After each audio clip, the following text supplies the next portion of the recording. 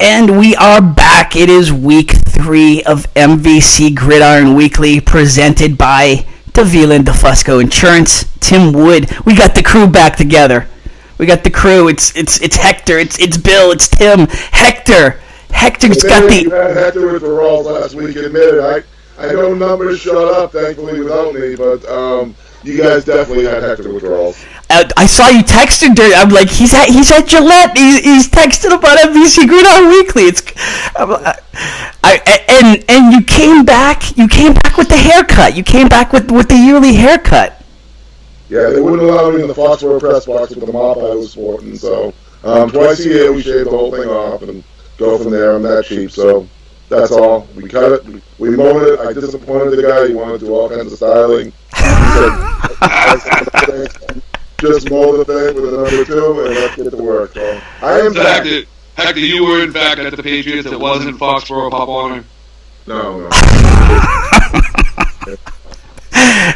You want to give a shout out to the barber? I think I said the only cookie eating record to prove it, though, so they put a plaque up in the press box for me. Nice. Congrats on that. All right, so obviously another, the MVC doesn't disappoint. We had another big week of football, some great matchups. Some teams staying undefeated with Methuen with a great comeback victory against Lowell. Central Catholic pulls out the win against North Andover.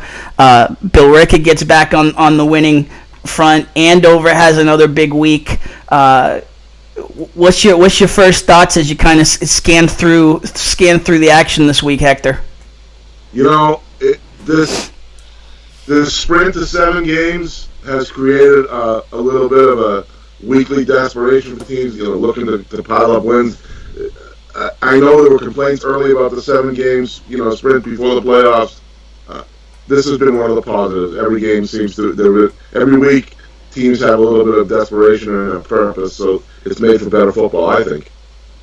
Bill, that's a great point. It's almost a little playoff, like almost this is the game that's going to get you into the playoffs. Hector, I think that's a great point. Yeah, just seems to be that way. And teams, when Central Catholic is playing Springfield Central, St. John's, North Andover for their 3 non-divisional games, they're not wasting any time. They're playing real teams. This is not let's find a cupcake and beat the daylights out of them. They're playing real games. A lot of teams are taking that that approach now, and I think it makes for good football early in the year. Bill, you were out at Methuen Lowell yesterday, and just a big comeback for the Rangers. What was the atmosphere out there like? I think Lowell did what they set out to do. I don't care who's picking who. Lowell shows up each week, and they're a tough matchup. They've got a bunch of athletes. They got some big kids in the front line. Talking to their coach, I know they're young, but boy, they can play. And it was a defensive game, and they had a nice run. Brendan Ty, I spoke to him after the game real briefly. He is a big time player. He made some catches yesterday that just stood out.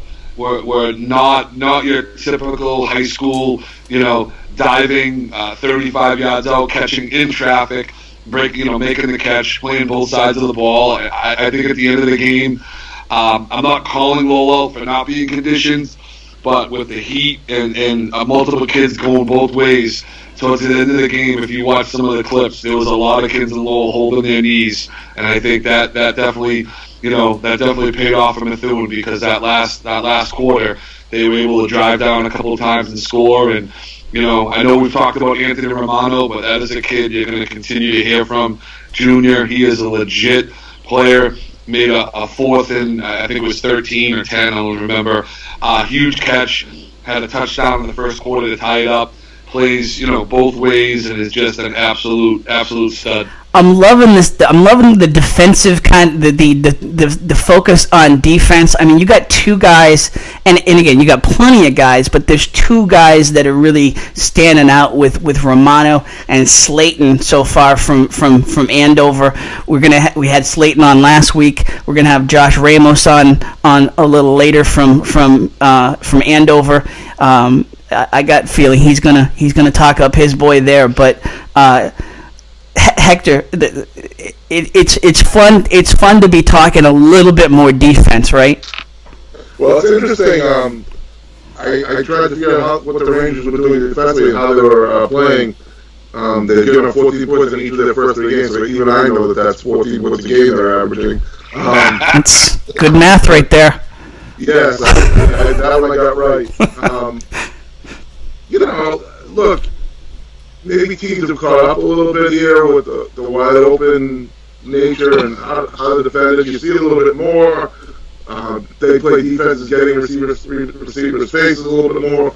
And honestly, Bill, I haven't seen Methuen yet, and I'm not sure their scheme, but you see a lot more kids just playing real football, man-to-man type football now. I think coaches have realized they have to do that kind of thing a little bit more, and they're getting rewarded for trusting their kids. Kids are making plays defensively. Kids are standing out. Yeah, you get beat once in a while, but I think coaches are trusting their kids a little bit more. Hector, I swear, if you go to some of these other games, these fans are killing the coaches for doing exactly what you have said, and I don't open my mouth because they have to do that. And there's a name this week for the Methuen-Lowell game, Ben Cadet. Ben's been a 2-year starter. The kid has been groomed by that coaching staff to be a legit corner. He had, I don't remember anyone from Malden Catholic, but Alward and now Brendan Ty. Brendan had a great game, but Ben Cadet at corner for Methuen has been tremendous. Had a great, diving, tackle, knock the ball. Don't give it all away, Bill. We're going to talk Methuen. We're going to talk Methuen a little later. But I tell you, you're spot on as far as these coaches teaching these kids, and they're legit on an island all on their own against some legit receivers. So Ben's somebody that you're going to continue as, Central when he's going against Donadio or these other guys. He's going to get legit receivers, and he's holding his own. But you're spot on about the defenses and what these coaches are doing and how much they're trusting the defensive backs. It's good to hear. It's good to hear that Ty's back in terms of just the explosiveness. The injury, a little bit coming back, but it's good to hear from you just seeing it in person that he's back. And that was both sides of the ball too. He was playing in the defensive backfield yesterday as well, and coming up with some huge hits and huge stops. So he's back. Definitely needs to get his wind a little bit. I think he was tired towards the end of the game, but Lowell is going to be in it each and every week. Hector? What do you make in terms where does North Andover fit into this? And because I've seen Andover play. I am so impressed with them thus far, and they got so many weapons. I mean, where does North Andover fit into this mix right now? That's a great question, Tim, simply because I'm not sure if we really, look, you could have counted me in early on the North Andover's back in the pack, or back below the pack. There's no way that the loss of Gabe, Jake, and Darren Watson weren't going to send them back spiraling into the pack. And so far early, it's tough to argue or complain about the way they've played. Pushing a Central Catholic to the wire this week, and picking up the big win in week 2. I just think that maybe they needed a couple of weeks to get under their belt, and now they're ready to go. I mean, they played Central tough on Saturday. They just a one-score game. So you just wonder, maybe as the league approaches, are they better than we thought? At least I know they're better than I thought. I was probably one of the guys who was a little bit lower. But we needed to see what Schimler was going to look like in terms of quarterback, and he's putting up yeoman numbers. It's not phenomenal, but he's putting up decent numbers so far. And Freddie Gaben's been there, so. And they've got a big game next week against Tewksbury, and we'll talk more about that later. But I mean, Tewksbury had a nice comeback in terms of against BC High this week. Is that too straight for them against BC High now? It is. It is. Yep. Yeah. So, another team. You said you lost your quarterback, you lost some players from a team that went to Foxborough last year. Where were they going to be? Honestly, Shane Elwood is a horse, and as good as it gets in this league. And, maybe these guys are around playing catch-up, but, he makes them a legitimate force every time they play them. You saw them 2 weeks ago. Yeah, no. And you know what? You're talking about Tewksbury and North Andover. Their coaching staff are stacked. Look at North Andover. They got like 3 former head coaches. And I think they have the players. I think right now, from what I read in Central, it was like a bad punt, interception for pick 6.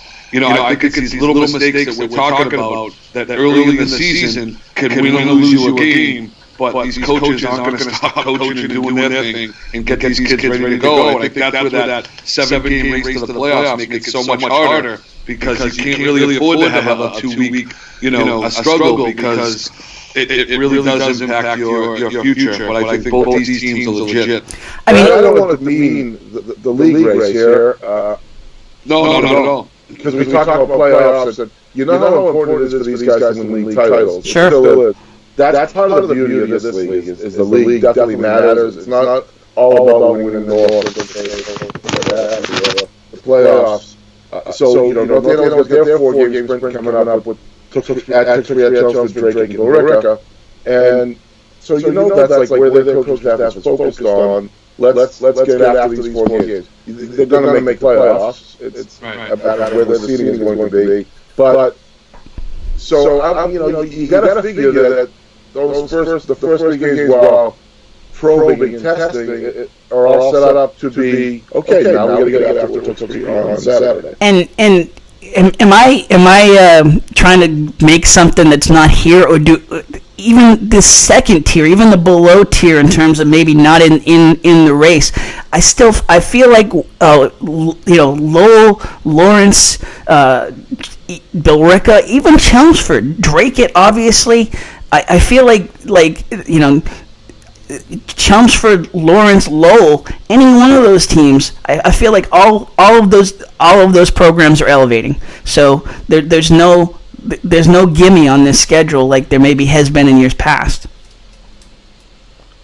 No, you're right. Just look at the Dracut Chelmsford score. It was 14-12 at half. Yep. In the past, and not to diminish Chelmsford, but they just haven't really been in any games. And now what's happening is they're coming, they're ready to fight, and they had a rough, same thing, a rough second half, some turnovers, and Dracut ends up pulling away. But Lawrence putting up 28 against Andover. These teams that have been struggling are legit, and you have to show up each week. I really want to get Carmine on to talk about Dracut, to talk about Lowell a little bit more. He sees, he's from Lowell's son. He is. Where do we put him on the Hector Longo scale, Hector? I mean, is he as much of a legend as you, or? I'm a legend in my own mind. He's that now. Look, I don't go legend status with any of us, but I go veteran status. He knows his stuff. Oh, yeah. Been around before. A guy who knows everything and anything there is to know about those 5-area local area schools in the Merrimack Valley. He's been through the Merrimack Valley Wars. So, yeah, it'd be great to talk to him about Dracut because, again, you guys know what Dracut is. It's on its own little island over there. Yeah. You know what I'm saying? And so, again, with them making noise, it's terrific to see. There were a lot of questions there. New coach. And they're impressive so far. It's not just they're not just winning. They're dominating. Yeah, no, it's again, they're not they're an upper echelon team all of a sudden. I don't think anybody think that coming in. You wonder. I don't think they did. And so, I heard the conversation with their coach, and it's Jordan, right? This is yep. And he seems to have that in town, we're here mentality. I'm here, been here, done this, and it means so much to me. Mentality, which is kind of a first step in a place like that, and the attitude is great, so terrific. This is it's really good to see. When the break is good, then the league is better. Yeah, absolutely. I know I've said that before and probably repeated it 100 times, but it's just a fact. Absolutely. It legitimizes the league as what we all know it is, a really tough league week in and week out. And we will have Kyle Silva, the surprise here, one of the surprise heroes for Dracut. We'll have him on the show a little later to talk about the middies. Let's give you a little lineup in terms of what we got for you. We got a lot of clips. We've got interviews from Methuen, from the Methuen win. We've got we focused on coaches last week. This week we're all players. I mentioned Silva. We're gonna have BB, Josh Ramos from Andover on another huge week, and another appearance on the MVC MVP poll this week. Vote there on Twitter. The poll is up now, and I tell you what, this is why I want to make this where the fan vote is 25%, and then each one of our votes counts, because Josh Ramos isn't getting enough fan love so far. I mean, he was like 5% last week. He's 6% this week so far. So I don't know. I might be going against the audience this week, but so we got Ramos on. We got Mark Kassis coming from Central Catholic. So we'll take a quick break here. We'll reset. We'll come back. We'll talk Methuen Lowell a little bit more in depth. We'll talk Central Catholic North Andover a little bit more in depth, and we'll punch up. We'll get Mark Kassis on the line. We'll do that right after the break here on MVC Gridiron Weekly, presented by Davila and DeFusco Insurance. All right, I want to tell you about Davila and DeFusco Insurance, our presenting sponsor here on MVC Gridiron Weekly. It's a dream to own your own business, and Val and Susan Davila have made that a reality since February 2013. They started with just 2 insurance carriers, but now Right in Place Insurance for Progressive, Safeco, Pilgrim, Plymouth Rock, and Mapfre, just to name a few. You need auto insurance, renters, commercial, or home insurance? Davila and DeFusco prides itself in having lifelong roots in the Merrimack Valley. Put their experience to work for you. Visit them in person at 225 Broadway in Methuen, or call 978-241-7950 for a free quote, and visit them anytime at daviladefusco.com. Hey, I want to tell you about Jen Hamilton, the realtor for Keller Williams Realty. She's licensed in Massachusetts and New Hampshire, and she's a big supporter of all things local, especially youth sports. She's a big backer for Central Catholic and Methuen athletics, but she's a household name around the Merrimack Valley. Hey, the autumn market is in full swing. If you are thinking of selling, now is the time. Inventory is an all-time low, making this a seller's market. In a seller's market, there's a greater chance for a bidding war on your home. So put Jen Hamilton's 33-plus years of experience to work for you today by calling for a free, no-obligation market analysis of your home. Call Jen at 508-954-7941. A huge supporter of youth athletics. Listen, her record speaks for itself. She's one of the top sellers in the region for Keller Williams Realty. Hamilton is a household word. Call her at 508-954-7941. Big shout out to the folks at AFC Urgent Care, Lisa Williams and her team over there. AFC Urgent Care, the right care right now. You'll never need an appointment. Got that persistent cough and cold, that cut that needs a few stitching, or need a sports physical and don't want to wait weeks to get into your primary doctor? AFC's streamlined approach helps you be seen quickly and feel better fast. In Methuen, in the Merrimack Street Medical Professionals Building, 380R Merrimack Street, in North Andover as well, in the Burton Grill Plaza, 8 to 8 Monday to Friday, 8 to 5 Saturday and Sunday. Go to afcurgentcare.com for more details. Tim Wood, Bill Bryant, Hector Longo, and you back on here on MVC Gridiron Weekly, presented by Davila and DeFusco Insurance. All right, guys. So first game we're talking about this week, Methuen and Lowell. Now, I mean, you know, I remember the back-to-back games at the end of the season a couple of years ago, Bill. So you know, Lowell coming into Methuen is always going to play it tough, and this was no different. No, Tim, it wasn't at all. Every facet of the game, there was suspense in the kicking game. Defensively, both teams really stepped up, and then each side had a nice offensive run. And you know, Coleman and Bryant and Bergeron stepped up. Najai Neal and Brendan Ty and a couple other kids for Lowell, you know, had their brief moments of just strong offensive play, but it was definitely a defensive battle all game. Anthony Romano, an amazing fourth down catch to keep the winning drive alive. Also had a fumble recovery touchdown.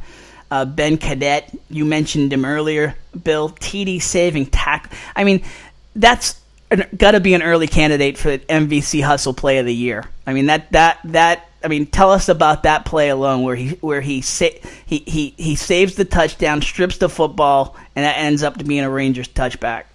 So as a you know, a former high level Pop Warner coach, Tim, in football, he wasn't even really part of the play. As a defensive coach, to see the angle he took, he wasn't trying to tackle him at the point of initial impact. He was racing down the field to beat him before he scored, dove out, whacked the ball out of his hand, and then it was 4 or 5 guys trying to jump on it, and it finally went out of the back of the end zone, which led to a touchback. I don't think people realized. I think they all thought it was a TD for Lowell, even the announcer. It got real confusing, but you know, Ben definitely saved that game with that play. So punching up the Romano fumble recovery here for the touchdown. So there's one play on Romano, big play there. Now we're looking at this the fourth down catch. Bill, tell us about how that fourth down came about here. No, the linebackers and the DBs for Lowell was really coming up strong and stopping the run. The outside was where Methuen started to get their drive going, and the defense came up well. Methuen was hampered kind of all day with little 5-yard penalties here. A 4th and long came up. Coaches called the right play. Romano got himself open. There was a little thing in there about a bad pass. I'm going to disagree with that. You can see by the video. I'm watching it. It was saying in the Eagle Tribune that it was kind of thrown behind. That was a pretty good pass. You got to show up to the game to make a comment about whether the pass was bad or not. Now, there was about 10 passes during the game that were well overthrown. That I'm not taking away. He had a rough day throwing the ball. On this play, he put it up over the DB. Romano jumped up, grabbed it, first down, and Methuen's life as far as that team came back and obviously marched down the field and did their thing. Coleman again, though, just that kid is all over the field. Now, I know. Before we let you go on this play, Hector, how do you rate that in terms of protective dad versus honest analysis? I've learned to know over the years that the newspaper guy is always right in this situation. Yeah. The parent is always wrong. The newspaper guy is always right, Bill. So watch the but play. I have to ask. Okay, we're only 3 weeks in, Bill. 3 wins. But one of them is over Tewksbury, and another one yesterday. Do you start to feel that this is the year kind of thing with Methuen, the momentum gathering? You're close enough to know Is it the something special in there? Is that are we looking at that? I don't know. That's a tough question to ask. I mean, Andover is going to be no joke, and we heard Central. I mean, to lose Mercurio and Hebert and Tim, I appreciate what you said earlier about next guy up. They have that depth. Methuen's got a couple of kids injured, and that does take a team, like a Methuen that doesn't have that strong depth. But it has been fun. 3-0 is much better than 1-2 or 2-1. But they've got a good core groups of kids that have been playing together for a lot of years, and Haverhill's going to be, they're struggling, but they're going to be no joke. But the Andover Central games, I think, Hector, at that point, depending on how those games are decided, I think then you could start to say, okay, wow, they are putting something together that's special. All right, so we got the game-winning touchdown run here, Bill. Tell us just about, touchdowns weren't coming easy for the Rangers against this team. Tell us how that play shaped up. A couple of things. I mean, obviously, you need to make the right play call. But if you notice, the blocking on the wide receivers to make that alleyway is huge. And that's one of the things, Hector, you're talking about. Do the little things. There's kids blocking downfield to Methuen. I think in the past they were giving up on plays and not having the ability to that next level higher thinking. And you're going to see in this play that a couple of kids made some great blocks, and then the quarterback almost got tackled and kept his feet and kept going, which is huge. But I think the thing that's impressing me is all these kids, the way they're blocking. That whole line is brand new, and that's why I have a hard time saying state playoffs and things like that when you have 5 guys on the line that are brand new. But their on-the-job training has been huge. All right, we got Leslie Theodore post-game interview. Big O lineman for the Rangers here. All right, we're here with Leslie Theodore. Leslie, talk to us about that win. It was crazy. We're down at the half. Our defense kept pushing. Anthony Romano, Junior Gellin, Michael Palmer. We kept pushing. We know at some point in the game, we would get our flow back, just like last year. We had plenty of tremendous fourth-quarter comebacks, and we proved that today. Nice. Obviously, offensive line, right? Lowell's big, they're strong, they're fast. Talk to us about how nice of a job the offensive line did today. Well, I just want to give credit to Lowell. They played a great game. They played hard. And it took us till halftime to talk some things out. And we came out here, Junior Gellin, Sam Kalivas, Jordan Duran, Chris Lorenza. No more penalties. We came out and we did our thing. Marched down the field twice to seal the game. Proud of themselves. Awesome. What's next for you guys? Next week? Next week at Haverhill. At Haverhill. Right. So what's Coach Ryan's? What's he gonna be preaching this week? He's gonna preach the same thing he preached last week. Dangers of complacency, being comfortable where you are.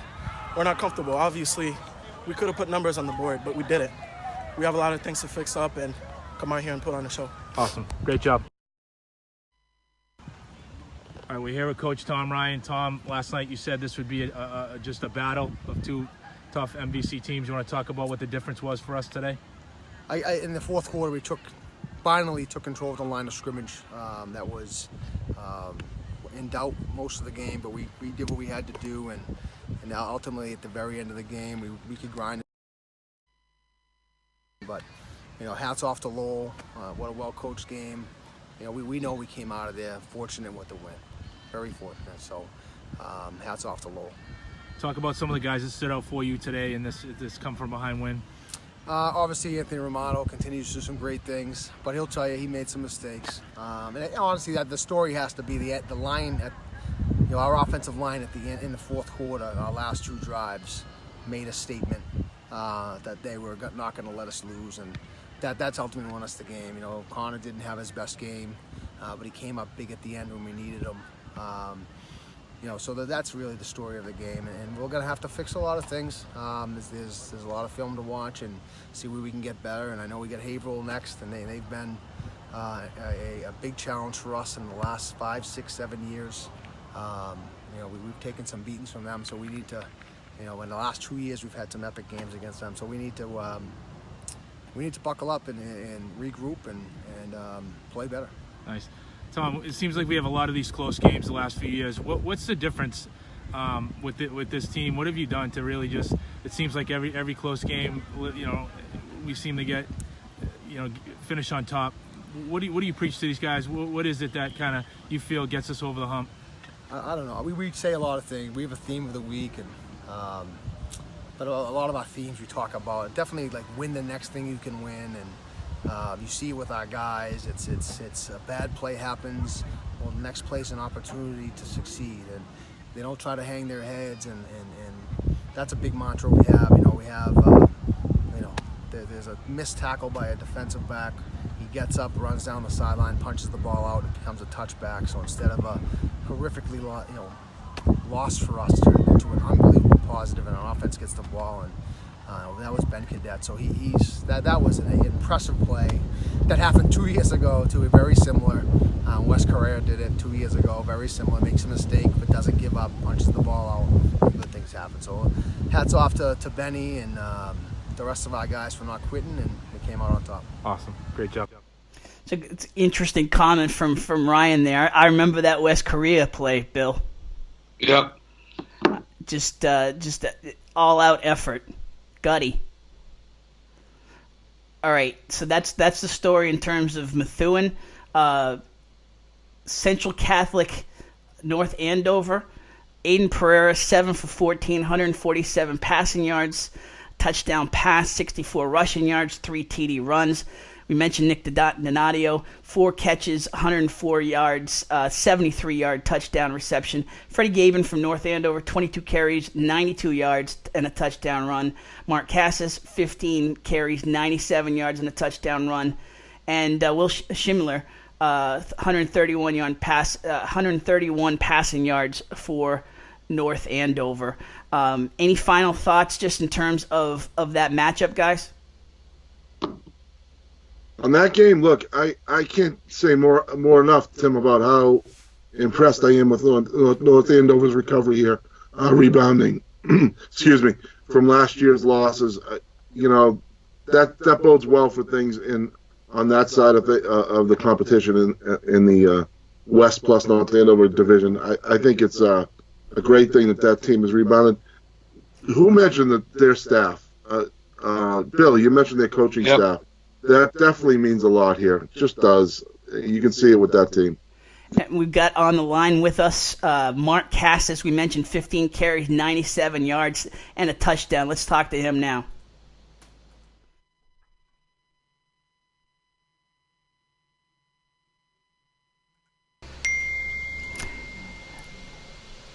And on the line with us, really pleased and thankful to have on the line with us Mark Kassis from Central Catholic. Mark, Tim Wood, Bill Bryant, Hector Longo here on MVC Gridiron Weekly. Really appreciate you getting back on the line with us. We had some issues week one. We wanted to get you back on so people could actually hear you. I know. Thank you for having me. It's a pleasure.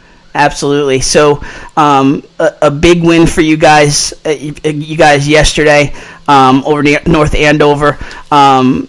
What's the first thing that you want to get out there in terms of the game and your thoughts there? We had a lot of people step up yesterday. We had two serious injuries, and J.J. McCurry and Nate Hebert. So, those are two. As big as a loss as you can get.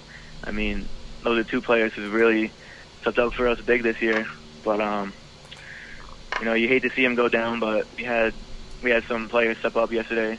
Michael Finneran and Nick Palmer stepped up in their positions, and they did a good job helping the defense and picking us up when we needed them.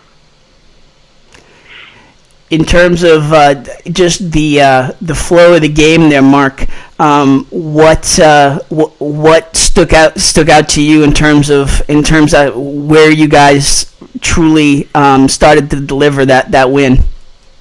I thought the offensive line did a really good job of opening up the run game early on in the game. We knew North Andover was going to be a good game. It was going to be a dogfight from the start. The offensive line really gave us a chance to move the ball efficiently, and they were really the reason why we put up the points that we did.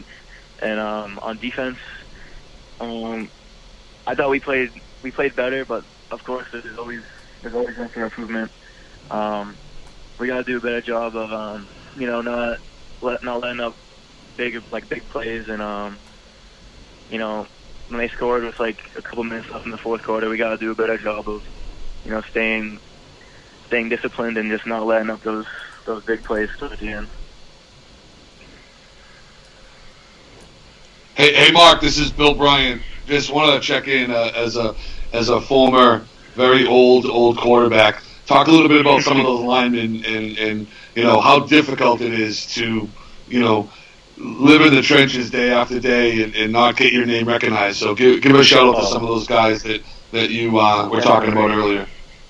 Nick Mueller, center, you know, Uwe, right guard, Michael Sater, right tackle, guard, George Cosme, and left tackle, Jack Sullivan. They don't get their name in the paper. They don't really show up in the box score, but they're the reason why, you know, they're like the anchor of our team, to be honest. They're the reason why we can move the ball. I mean, they don't, like I said, they don't get credit, but they really do deserve all the credit. And, you know, day after day, I mean, they are in the trenches every day, every practice, just working hard, helping other people in any way they can, so they really deserve all the credit. So, Mark, reading some of the reports yesterday after the game, Coach A was very emotional about a couple of injuries to you guys. Mm-hmm. Obviously, he's an emotional guy, but you could feel it in what he had to say about the two guys you lost. How tough was that on the team?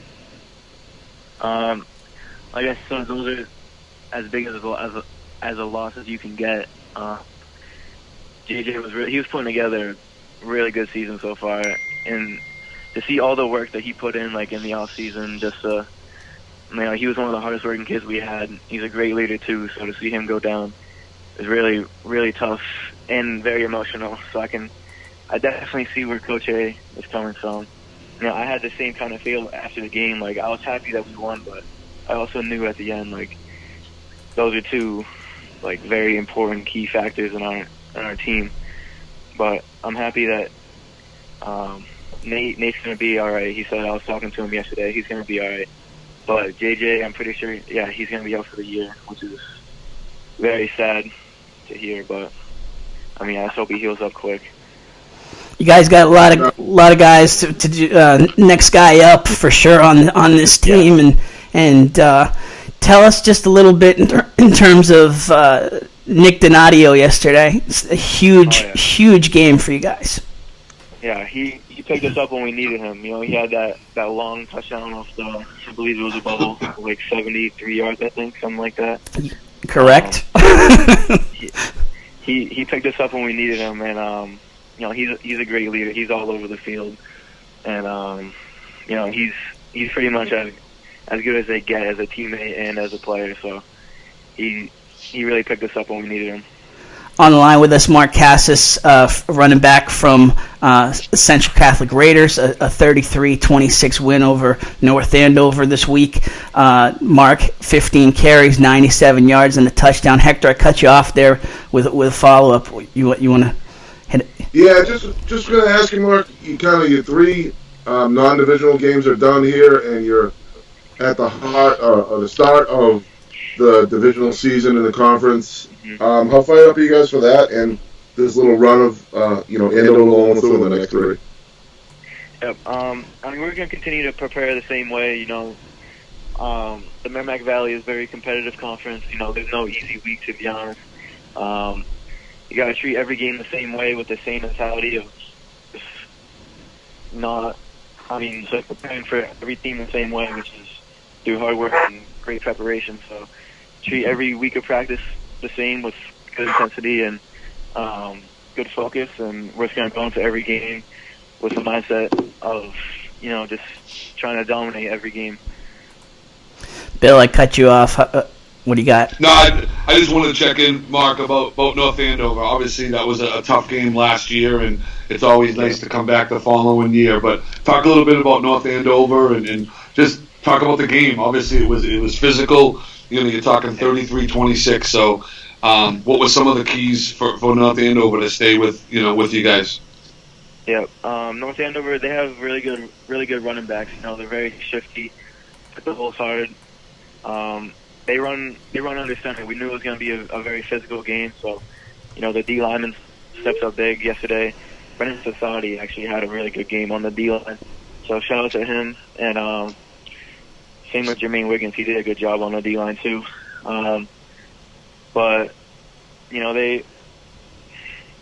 knew it was going to be a physical game, so we just had to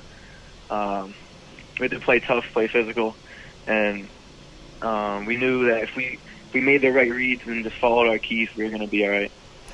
You mentioned Jermaine. I mean, what's it like having the Wiggy mania around the program with his dad and obviously from what I've seen, he's got somewhat similar personalities as his dad.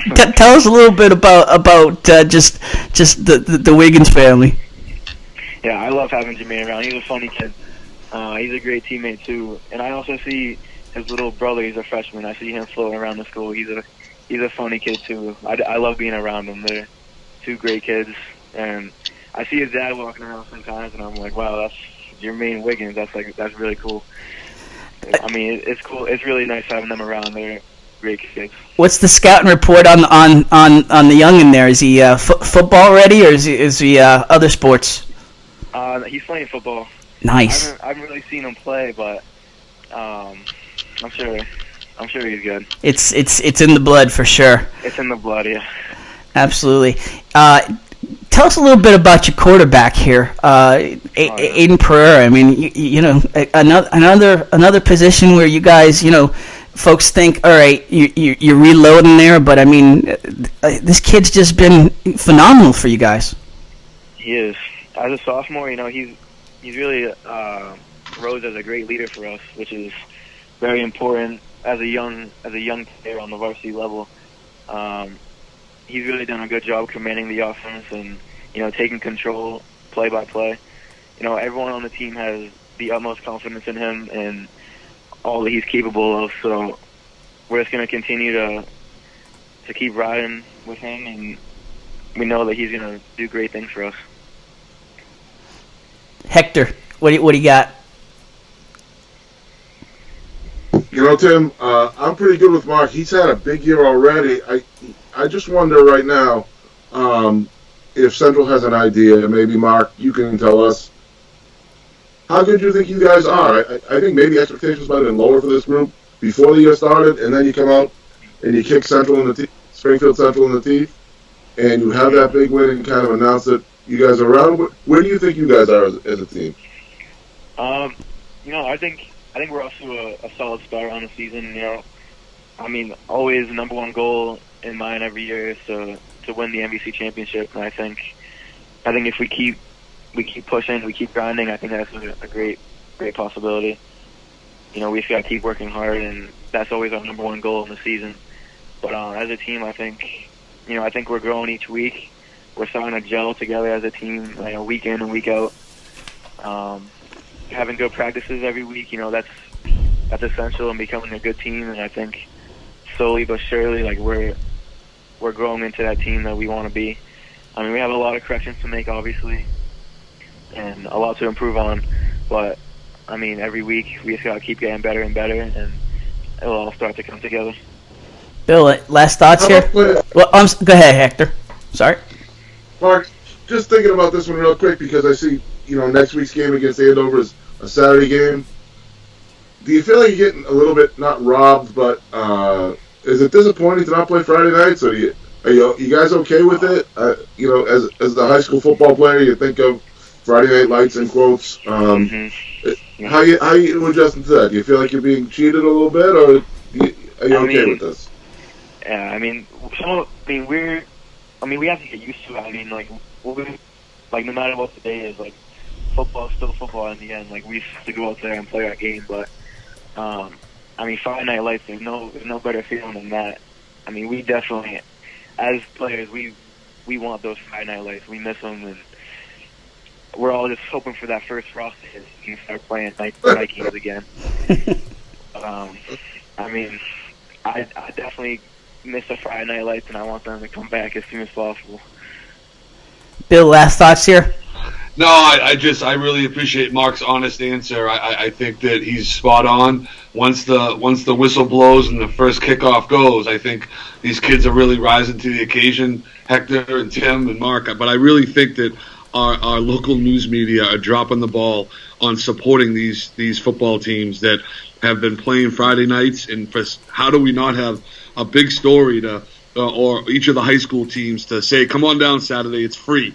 And encourage these bigger crowds, because the games have been great, but the atmosphere just is not what it's been on Fridays, and it's really disappointing. And there would be a really strong story in encouraging the community to come out and support these teams across the Merrimack Valley. The numbers are just down, and it's kind of disappointing. So, Mark, I appreciate your honest answer, and I get it. Once the game starts, you better be ready, because you're playing against tough competition throughout the valley, but we really need some fans to get out and watch these games. Definitely. I agree with that 100%. Hey, Mark, before we let you go, we got the MVP vote this week. Your teammate Pereira was in the mix and won first week. Nick Donatio's in the vote this week. You want to do any campaigning here? Definitely vote. I mean, Nick Donadio, come on now. How much needs to be said? I already cast my vote for him, but I mean, he's a stud. He's all over the field 24/7. I mean, if you're at the games, he's hard to miss. So I mean, go out there for Nick Donadio. I mean, he deserves it. He really one of the hardest working kids that we have on the team. If not the hardest working kid. So I mean, he deserves all the accolades that come his way. But I know that's not really what's on. He doesn't really care if he wins that. I mean, the team is his number one priority. I know that, but I mean that would just be another great thing for him to accomplish. All right, Mark Kassis from Central Catholic. Huge win this week. Huge game ahead of you. Really appreciate you coming on again with us, and we'll be rooting you guys on, and best of luck next week, and we'll be watching. All right, thank you guys very much. It's always a pleasure talking to you guys. Thanks, Mark. Great job. All right, so that's Mark Kassis. Guys, you were talking Saturdays. Pretty impressed with the honest answer there. Yeah, well, like I said, Bill, I wanted to preface the question by telling him when I asked him about Saturdays that he could not answer with, it is what it is, because you figure that's coach speak, and it has to hurt a little bit to these guys, though, that this Saturday thing, because Friday nights are so big. No, Hector, I agree. I wanted to cut you both off and tell them, just be a teenager and answer honestly. And I'll be honest, I have a question for you guys. We all know the pecking order of this trio, and I'm just a local dad yahoo. And you guys, Hector, you were at the Patriots game last week. Tim, Yankees, you've been all over the country. Bill. That's a lot of sucking up. How much of an impact regionally does Bill Belichick and the Patriots and the Patriot Way have on our youth of the area? I mean, we're talking about Wiggins winning the Super Bowl ring. Well, who in the Patriots hasn't won a Super Bowl ring in the last 20 years? That whatever town they live in, they're going to have a Super Bowl champion ring attached to it. But seriously, going back to the high school kids, they all sound so scripted. Oh, my God, yeah. It's and it's good when you get one that kind of leaves the script and goes outside the box. He tried. I think Mark tried a little bit there. Yep. It's such a big point to them that this Friday night thing, you could see it. But again, like I say, I've heard "do your job" so many times on the sideline the last 2 years, and it doesn't matter where the sideline is.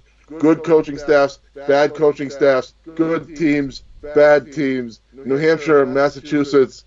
Wherever I am, I'm tired of do your job, okay? Everybody's going to do their job. If we just do our job offensively, yep, I've heard it. I know. When we first saw those NFL, the season-ending videos, and they were named "Do Your Job," it was like that was awesome. But now, no more. Uh-oh, fumble, Sorry, fumble. You're right, Hector. That was a good save, brother. That was a good save. You can tell we hit a nerve with Hector, man. He gets riled up with that. Well, Hector, He's angry, boys. He's angry, and he is not going to take it anymore. Hector, I think you said it perfectly, though. Good coaches, bad coaches. The difference is you got to teach the kids how to do their job first. And I think that's the difference when you're saying lock them up defensively. All right, coach, how do I do that when I'm playing against a kid like Brendan Ty who can run, catch, jump, and is as smart as a whip? I did get a chance to talk to him yesterday, and same thing, though. It was very, hey, good to see you, sir. I really appreciate the congratulations. Him and my son had a little 15-yard personal foul thing at during the game yesterday, and I know it wasn't on purpose. It was just, last 2 minutes. It just, and that part of it, I love to see good young men. His parents are great. His family is great. But, man, when they're talking in front of the mic, Coleman last week was like, oh, and I had an interception. And I kind of cringe, and I'm like, no, he should say that. He's 18 years old, and he just played a hell of a football game.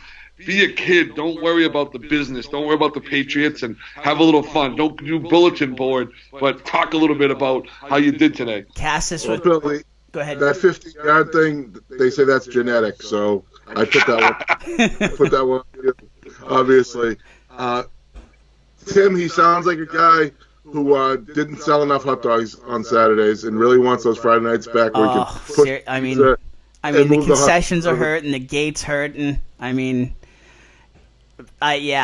think you nailed it, Hector. I think you nailed it.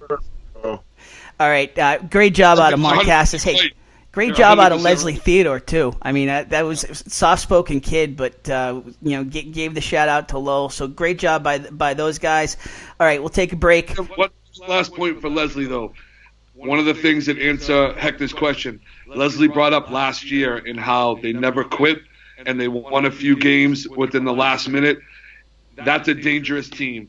When they have faith and trust that regardless of how much time is left, we have a chance to still win the game, that's going to bode well down the road for Methuen. If they have that much faith in themselves, the coaching staff, and their QB to know no matter how much time is left, we have a chance to win. I feel like Molly Kiram on First Take trying to round up Stephen A. and Max we all like to talk. All right, we'll take a quick break. We'll come back. We'll talk Tewksbury, BC High, big win for the Redmen. We'll also talk Andover Lawrence, and we'll bring onto the line Josh Baby Ramos. We'll do all of that after the break here on MVC Gridiron Weekly, presented by Davila and DeFusco Insurance. Hey, I want to tell you about Jen Hamilton, the realtor for Keller Williams Realty. She's licensed in Massachusetts and New Hampshire, and she's a big supporter of all things local, especially youth sports. She's a big backer for Central Catholic and Methuen athletics, but she's a household name around the Merrimack Valley. Hey, the autumn market is in full swing. If you are thinking of selling, now is the time. Inventory is an all-time low, making this a seller's market. In a seller's market, there's a greater chance for a bidding war on your home. So put Jen Hamilton's 33-plus years of experience to work for you today by calling for a free, no-obligation market analysis of your home.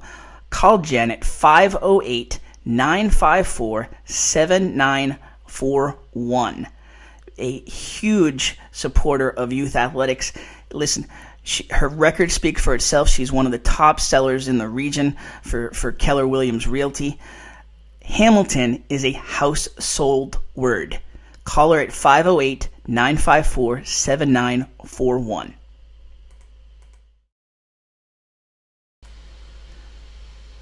All right, I want to tell you about Davila and DeFusco Insurance, our presenting sponsor here on MVC Gridiron Weekly. It's a dream to own your own business, and Val and Susan Davila have made that a reality since February 2013. They started with just 2 insurance carriers, but now Right in Place Insurance for Progressive, Safeco, Pilgrim, Plymouth Rock, and Mapfre, just to name a few. You need auto insurance, renters, commercial, or home insurance? Davila and DeFusco prides itself in having lifelong roots in the Merrimack Valley. Put their experience to work for you. Visit them in person at 225 Broadway in Methuen or call 241-7950 for a free quote, and visit them anytime at daviladefusco.com. Big shout out to the folks at AFC Urgent Care, Lisa Williams and her team over there. AFC Urgent Care, the right care right now. You'll never need an appointment. Got that persistent cough and cold, that cut that needs a few stitching, or need a sports physical and don't want to wait weeks to get into your primary doctor? AFC's streamlined approach helps you be seen quickly and feel better fast. In Methuen, in the Merrimack Street Medical Professionals Building, 380R Merrimack Street, in North Andover as well, in the Burton Grill Plaza, 8 to 8 Monday to Friday, 8 to 5 Saturday and Sunday. Go to afcurgentcare.com for more details. Back here on MVC Gridiron Weekly, presented by Davila DeFusco Insurance. Hey, huge shout out to our sponsors, Davila DeFusco, AFC Urgent Care, Jen Hamilton, Realtor. Listen, huge thank you to them. You want to get involved, email me at tim@loopweekly.com. And we'll get you on the show. Make comments wherever you're watching this show. We'll find them, and we will get you involved. It's the best bargain, and you're supporting youth sports, local journalism. It's a good thing for you and your business, so support us. All right, we're talking Tewksbury. We're talking BC High here, guys. Shane Aylward goes off for the Redmen, and another big win for Tewksbury. Hector, what's your thoughts? When are teams going to realize he's pretty good? And stop he's all right. A little bit. Yeah. Seriously though, have we found a defense that can kind of wrangle him in yet? I don't think so yet. I mean, he's been a dictator out there on the field, just dictating what Tewksbury does offensively. Bill, you saw him firsthand. What did Methuen do to slow him down, or how did they try and take him away? Obviously, Tommy knows the situation pretty well over there. I just, he's as good as it gets in this league right now. He is, and I think the thing they did was had multiple people on him, and his touchdown kick return was don't kick him the ball at all. They kicked him the ball, and he scored a touchdown on the return. Yep. So you're 100% right. You have to have at least two people on him at all times, and that's whether he's running the ball, he's catching the ball, or he's throwing the ball. And I think that's what Lowell did with Brendan Ty, and I think Aylward is the same. He is just a multi-tool player. Bill, how big is he? He's on the smaller side. Okay, so he's like about $170, right?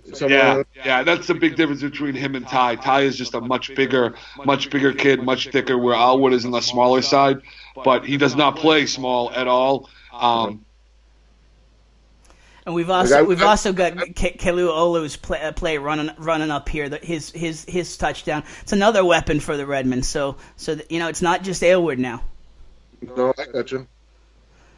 So in terms of the Redmen, a huge effort from their O-line. Played an outstanding game, led by Anthony Capello, Michael Woodford, Robert Kimtis, Anthony DeSisto, Dylan Chandler, and Owen Gilligan at tight end. And then a great effort. They were down similar to the Methuen Lowell game, down 14-6 at halftime, rallied in the second half, and the defense came up huge, led by Patrick Fleming, Nolan Timmons, Matthew Roseman, and Steven Arsenault. So next week, decision maker in terms of the league, crossover game, North Andover Tewksbury. I mean, just a big game in terms of the elite in the conference. So Andover Lawrence. Let's switch gears. Talk Andover Lawrence. A big game again for the Golden Warriors. Josh Ramos, 4 touchdowns, 3 TD runs, 1 TD catch. Michael Slayton with another pick 6. Guys, what stood out for me just as I'm kind of watching the flow of this game, they're interchanging quarterbacks now. Harrington wasn't hurt. They just brought in Scott Brown, the freshman, and Scotty Brown goes for 2 TD passes and a TD run in the game. So, I was saying it earlier. This Andover team's got some weapons. They've got some interchangeable parts here that are explosive. I'm a little confused by that. Was Harrington injured or banged No. up? I mean, he's a sophomore who had a heck of a year last year. What would be the Hector? What would be the reasoning for that? What's the inside scoop there? I don't have an inside, but it's just overly, abundance of talent, abundance of weapons, like Tim mentioned. You know, Bill. This is a group. You guys know EJ Perry. Has this ever been in the game plan in terms of interchanging quarterbacks for him? I have never seen that before. No, to be honest with you, Tim. I mean, I get that for running back or wide receiver, but to bring in a younger quarterback, a freshman who's not been tested, I mean, I get it. I was going to say you're playing Lawrence, but Lawrence put up 28 on them, and they're no joke. That just is that to me. I want to find out a little bit more. And about Bill, there was no injury. That was made clear. That was made clear on Twitter and just following up with folks after the game, talking to folks. There was no injury. And Harrington came back in the game and finished it. So it was just trying to get this guy experience. I think it was just trying to throw the Lancers off a little bit. Maybe they're not expecting this kid. He's a freshman. Again, like you guys said, not something that Perry does, and it could be like Belichick masterclass stuff here, you know. Well, I'm not going to go that far yet. But thank you for reining it back in. Yes. Look. I think we all saw what Harrington brings to the table. There's a gobs of potential there. You know, we saw that last year in little bursts. But again, this is a team with multiple weapons. Tim, honestly, my focus here is on, and I know you say Bill, you say they gave up 28 points. Is it me or is Andover playing a little defense this year, though?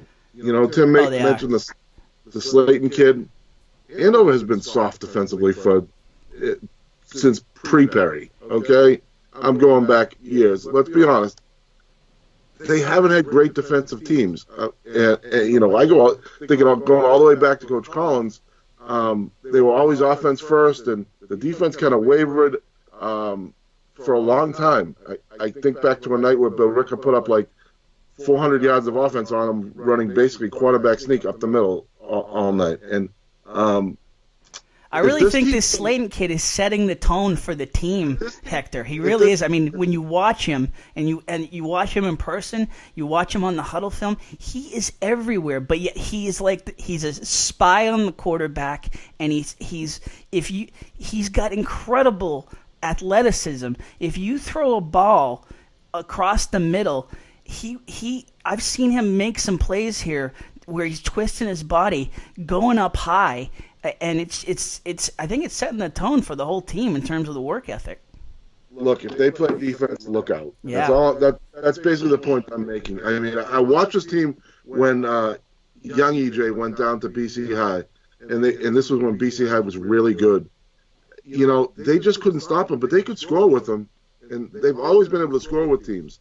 The separator is they haven't been able to get stops. If they get stops, look out for Andover. All right, so we talked defense. Let's bring in the offensive star for the Golden Warriors so far. Let's punch up Josh Ramos on the line here. And on the line with us here on MVC Gridiron Weekly, the running back from the Andover Golden Warriors, Josh Ramos. Josh, Tim Wood here on MVC Gridiron Weekly. Really appreciate you joining us here on the show. How are you? Good. Thank you for having me. Absolutely. So, you know, we're playing phone tag. We got your fellow teammate Michael Slayton on the show last week, and you called right behind him. I was like, we're gonna get you on next week, and I was hoping for big things, so that we didn't we didn't screw with your mojo there in terms of when we had you on the show. And man, did you deliver! you guys dominated. You put up a huge game against Lawrence. Tell me in terms of just your thoughts on that victory. We knew what we could do, and we just went out there and executed. We just fought and tried to get the win. What is this like for you in terms of just this run? I mean, 619 yards, 11 touchdowns. You're averaging 7.6 yards per rush. I mean, what has this start been like for you? It was amazing. Just working so hard in the summer to get where I'm at right now. It just feels so good to produce those type of numbers. In terms of where you guys are at, I mean, the team just seems to be meshing. You've got so many weapons. You've got so many playmakers. Tell me about where you feel the team's at this point.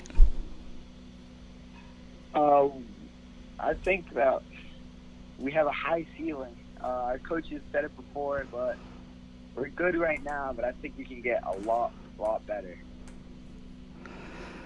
That's a scary thought for the rest of the MVC, my friend, because I mean you've got guys. It's like next guy up for you guys. You guys have weapons all over the place.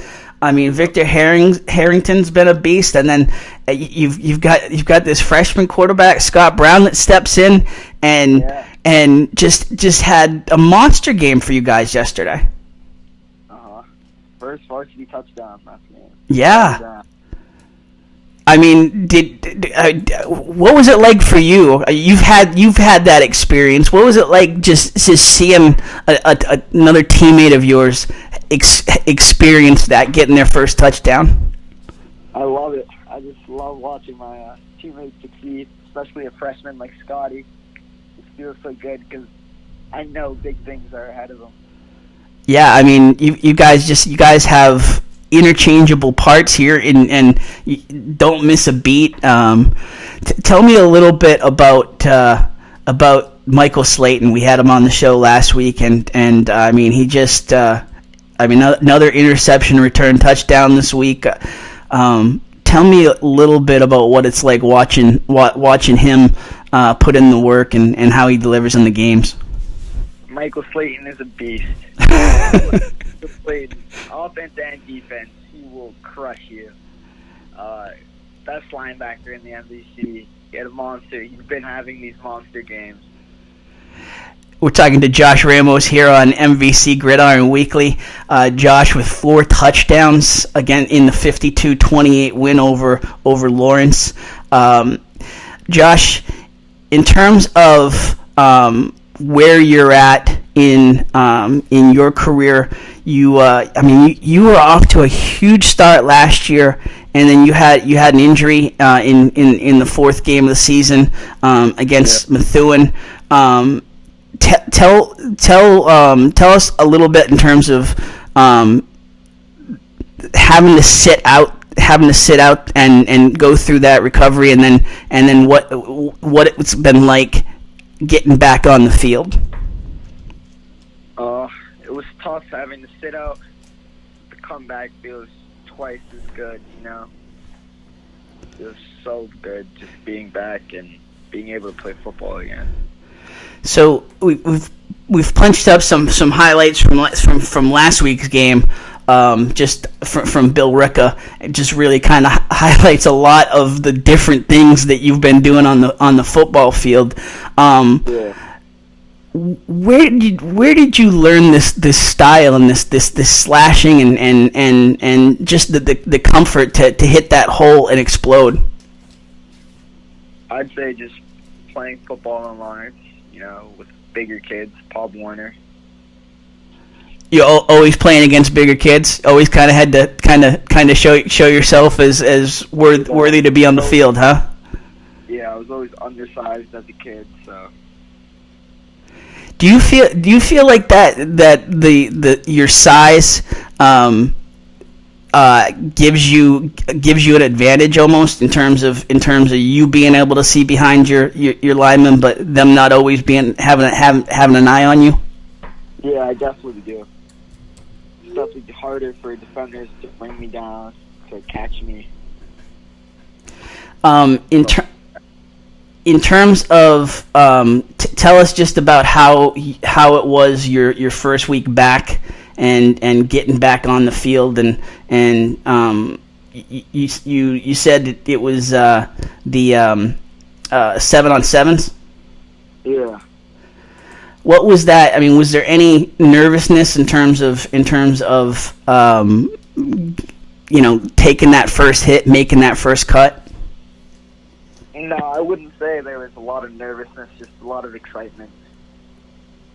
I mean, I gotta imagine just putting in all that work to come back and knowing the talent you have and knowing what you can deliver for your teammates. And boy, I mean, have you delivered? Just a monster season so far. Tell us a little. Okay, so Michael, he got us straight on the spelling. Tell us where the BB comes from. Oh, it's just a nickname that my parents gave me when I was born. They're from the Dominican Republic, and parents there just give their kids a nickname like BB. My sister is Beba, and my brother was Bebo. Nice. That's a mouthful. It's like a tongue twister. Does that have any specific meaning, or just like a baby boy? Yep. And it's B-I-B-I, right? Yeah. Okay. Yeah. Michael set us straight on that. He said it'd been spelt in the papers as maybe B-E-B-E or something. In terms of you mentioned your family. Your dad Jose played for Lawrence. You've got a rich history of football in your family. Yeah. Tell us a little bit in terms of just kind of having that in your blood and how you got into the game. I feel like it's definitely in my blood. Everyone in my family just loves football so much. Like, I love football so much. It's just, I don't know. What is it about football that gets the blood rushing? I'd say breaking those big runs just feels special to me. When you see that much, when you make the right read behind your lineman and you see that much daylight ahead of you, it's gotta be something that few people can experience. Yeah, it's undescribable. Tell us a little bit in terms of your linemen. Give some shout outs to the linemen. I got some amazing linemen. We got AJ Heike, Will Mears, Tristan Onbeck, Ben Etner, and who am I missing? Wow, I'm having a brain fart right now. It's early Sunday morning. We're gonna give you a break, and your teammate will give you a pass, I'm sure. If you might owe him lunch or something, but you guys have there's no breaks in the MVC schedule, and you guys have a big game coming up here, a statement game. The last lineman was Beneldi Moreno. There you go. I figured give you a second, you'll get it. All right. Redemption right there, absolutely. Tell us a little bit in terms of the next week's game and the rivalry game here with Central Catholic. Huge next week. Only thing that's been on my mind recently is Central. Really? Yeah. I mean, is that just been kind of whether you're in Lawrence, whether you're in Andover, is that just kind of the gold standard and the pinnacle moment that you look forward to? Yes, I think so. You can't look past anybody, obviously, right? But I mean, now they're actually on the schedule. You can admit to thinking about them a little bit more, right? Yeah. What specifically in terms of Central Catholic? What's got you? What's had you thinking about it so much? Well, there's always been a huge rivalry there, Andover versus versus Central. So I just want to be one of those special teams that just go out there and dominate Central. I just want to be a class that is just remembered forever. Well, you're on your way, my friend.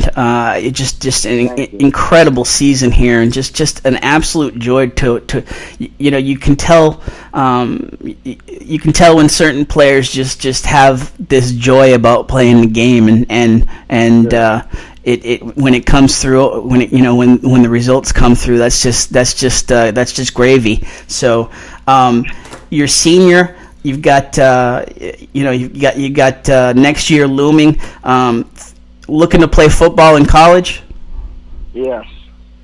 Look and had some interest thus far. Yeah, a little bit.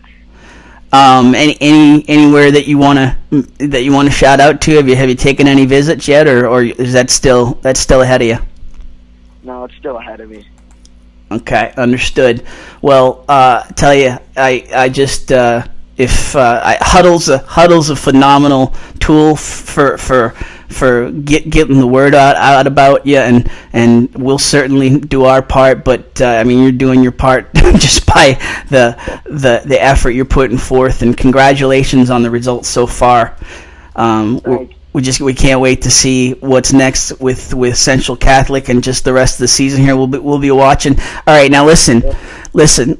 You got to give some motivation to the Andover fans and to your faithful here. We had you on the MVP vote last week, and you had the numbers, but the end result was a little thin in terms of getting out the vote. What do you want to say? You're on it again this week. Obviously, you're one of the 4 this week. What do you want to say in terms of getting out the vote? Oh man.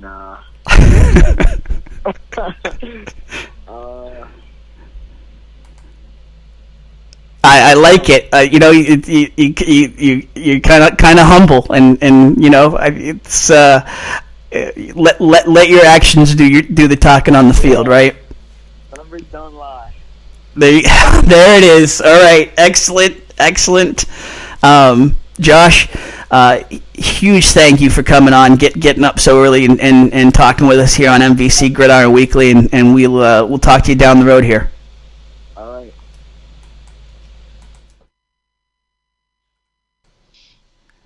So that's Josh Ramos, and a huge thank you for joining us. Josh called last week. Slayton called first, and Ramos was ready to go, and it was like, let's get you on next week. We're hoping, figuring he's going to put up big numbers, but he's not disappointed. 619 yards, 11 touchdowns, averaging 7.6 carries. And listen, you don't want to inflate the kid's ego, but some of these plays, the Billerica plays especially, it was like watching a Barry Sanders in terms of the moves he was making. Bill, the injury came last year against Methuen. You saw this kid up close and personal. What do you make of him? No, he was definitely a disappointing loss for them last year. You hate to see any kid get hurt, but someone with his caliber of talent last year, it definitely had a huge impact on the game as Methuen pulled that one out in the last 30 seconds. But to see him come back this well, Josh Ramos to me is a kid that other kids around the Merrimack Valley probably watch his highlight film and root for him, just like basketball players back in the day probably had Michael Jordan's picture on their wall. This is a kid that I know that the league has a ton of respect for, because you're right, he just makes some fantastic runs, and he's one of the more athletic kids in the whole conference. Hector, I was trying to get him to promote himself in terms of the MVP vote, and he finally right at the end says numbers don't lie. And they really don't. Too humble, first of all. Yep. Definitely too humble. But yeah, look, an explosive player, that one you have to watch. But again, he's one of a handful of weapons there, Tim. Let's not fool ourselves. Heck of a player. Love him. Love his game. But I don't know if you didn't want to blow him up. I called him Barry Sanders. So I'm not sure we want to push it a little further than that. But the comparisons to Barry Sanders to him. The play against Billerica, Hector. The the one play where he was like he was buried in the pile, and then all of a sudden he emerges, makes 2 cuts, and goes for 80 yards. It was special. Anyway, all right, that's great job by.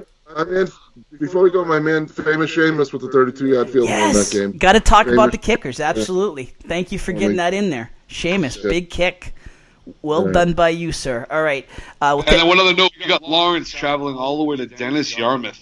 Yeah. That's kind of a strange little game. My brother's a policeman out in Yarmouth, and he's going to be scouting that game for me and checking it out. But so that's kind of an odd matchup. Oh, indeed.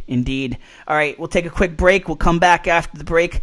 We will talk Dracut, Chelmsford, and the other games of the day. We'll bring Kyle Silva into the discussion as well. Great interview, not going to want to miss. Come on back with us here on MVC Gridiron Weekly, presented by Davila and DeFusco Insurance. Big shout out to the folks at AFC Urgent Care, Lisa Williams and her team over there. AFC Urgent Care, the right care right now. You'll never need an appointment. Got that persistent cough and cold, that cut that needs a few stitching, or need a sports physical and don't want to wait weeks to get into your primary doctor?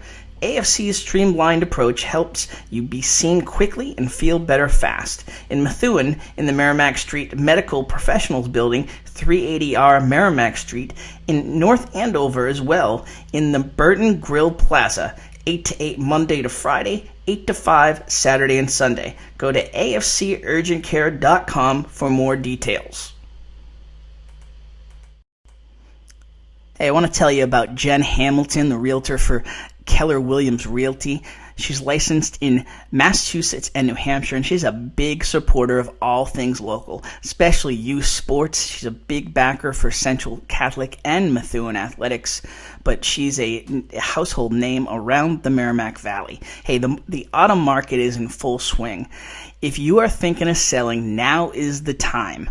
Inventory is an all-time low, making this a seller's market. In a seller's market, there's a greater chance for a bidding war on your home. So put Jen Hamilton's 33-plus years of experience to work for you today by calling for a free, no-obligation market analysis of your home. Call Jen at 508-954-7941. A huge supporter of youth athletics. Listen, her record speaks for itself. She's one of the top sellers in the region for Keller Williams Realty. Hamilton is a household word. Call her at 508-954-7941. All right, I want to tell you about Davila and DeFusco Insurance, our presenting sponsor here on MVC Gridiron Weekly. It's a dream to own your own business, and Val and Susan Davila have made that a reality since February 2013.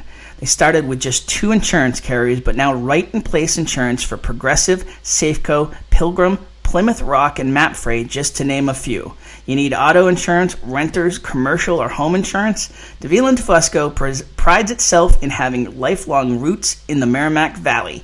Put their experience to work for you. Visit them in person at 225 Broadway in Methuen or call 978-241-7950 for a free quote, and visit them anytime at daviladefusco.com.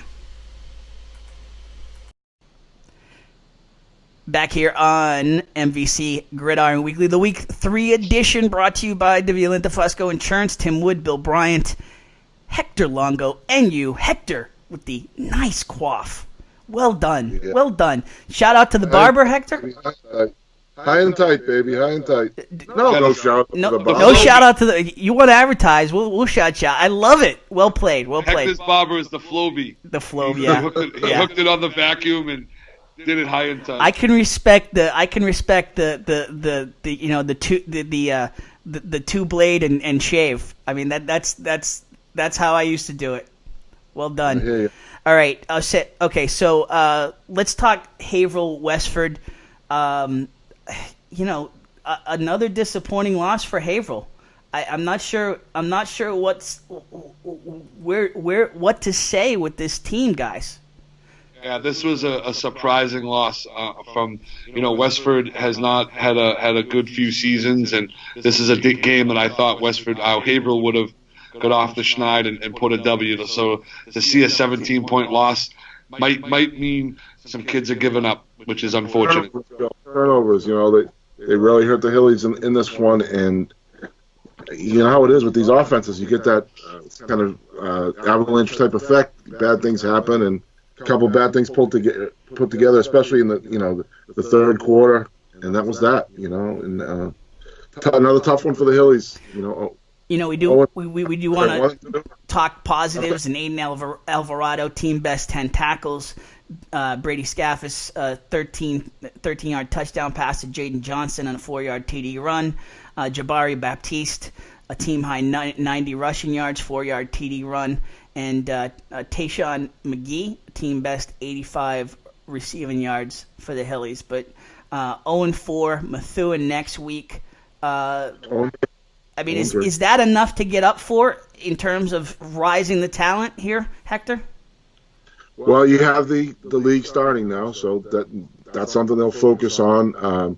I wouldn't be surprised if they show Methuen a little something different, coming up this week to try and mix things up, change things. But again, it's tough stretch for the Hillies, 0-3, and staring at that gauntlet of with Methuen, Lawrence, Andover Central firing at you in those 4 quick ones. All right, so Haverhill Methuen always play tough. They're going to definitely show up. This is going to be a brand new week for Haverhill, and Methuen better not take them lightly, even though they're 0-4.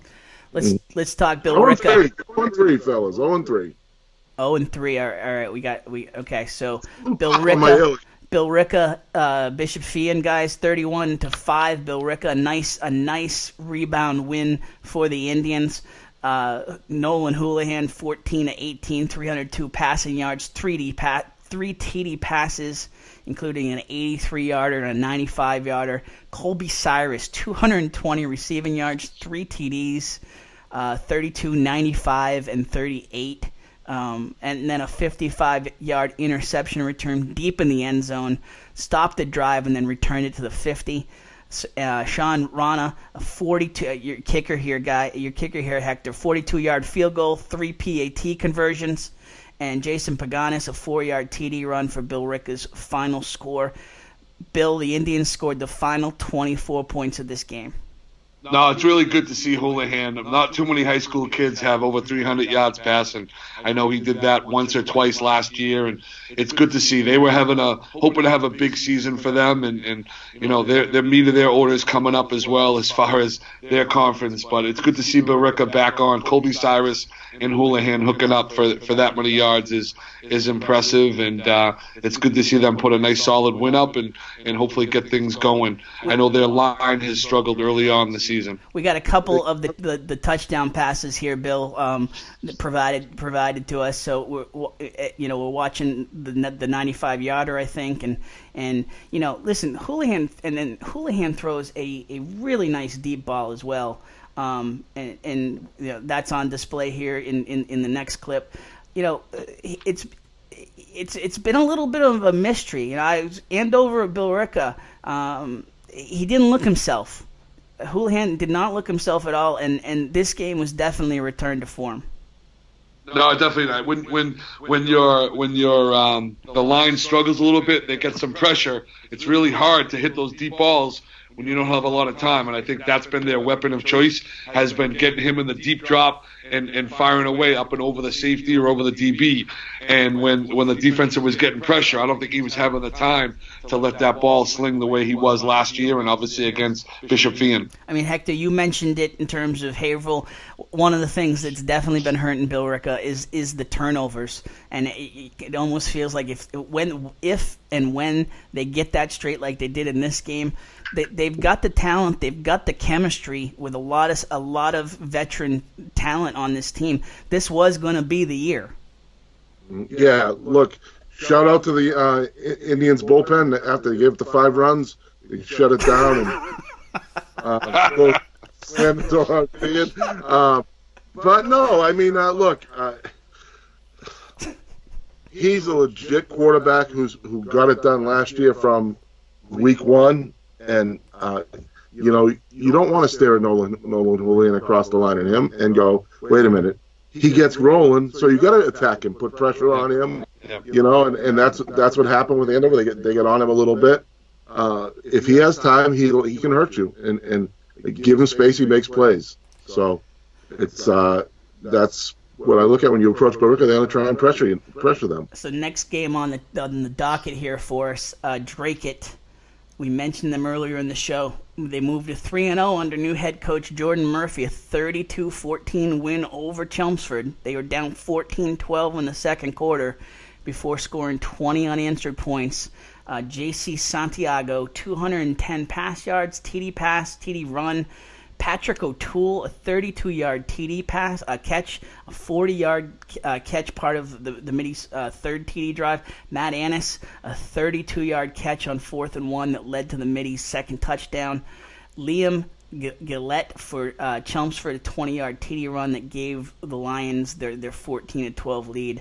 But Bill, these Middies, Santiago's the real deal. They got a couple kids here, O'Toole and Annis, that didn't play football and coming back to the program. They're formidable. Yeah, no, when you have a coach that's a Dracut guy jumping into the high school, getting kids that Annis is a lacrosse player, basketball player, hey, let's go. We need you on the football team. He's a big, strong kid. So it's good to see that you have a coach now that's getting kids in the high school. Come out and play football. And it's good to see them back. I think Hector said it before. Anytime you see an MVC team that's been down a little bit, which they haven't been, but to stay up year after year has been exciting. I think the key here is it was 14-12 at the half. It just shows Chelmsford is fighting to stay in the mix here. They want to be relevant again. They want their program to be up. And it sounds like they had a similar game where turnovers in the second half, a punt miscue led to a touchdown, then another touchdown. All of a sudden, it's a little bit of a blowout, but you're talking 14-12 in the second quarter. Yeah, we're watching the fumble recovery here. Perfectly timed comment there, Bill. The fumble recovery, a key turnover for the Lions. But O'Toole, as we mentioned, as we punch up this play, O'Toole, a great deep ball pass to O'Toole. He's been a surprise weapon for them on the deep pass, on the sideline routes. He's really impressed. And the one guy we didn't even mention, Kyle Silva. The kid hasn't played offense since sophomore year. Comes in to replace Lucas Bargwin, who's got a shoulder sprain. Coach Murphy says he'll be back next week, but this week it was Silva who had to step up, and he came up big for the Middies. Hector, how do we gauge in terms of where they can fit into the mix? Well, I think big key here, you mentioned the two guys coming back.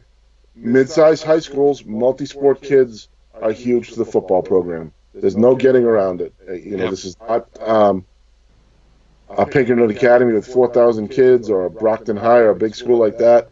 You need the multi-sport kids. You're not going to succeed without them. And I think give football coaches around here credit. Lately, there's been a little bit of a resurgence in getting those kids. Now, part of it is the pinball aspect of the game. We're playing wide open and fast, and it's athletic and fun football. This is not grind them up, beat yourself up football. But if Dracut gets these kids out, all of a sudden, Santiago's an explosive kid. He just is. Oh, yeah. So you add weapons around them, and all of a sudden, we saw it with North Andover for the last couple of years. The multi-threats, all of a sudden you're stretching defense from sideline to sideline. And to think about it, they lost a kid like Jacob Rivers, who's now putting up touchdowns in Lowell. So when a small program like Dracut loses one of their top 3 players, you think, okay, that's going to hurt. Boom, there they are. They're 3-0. Moving into next week.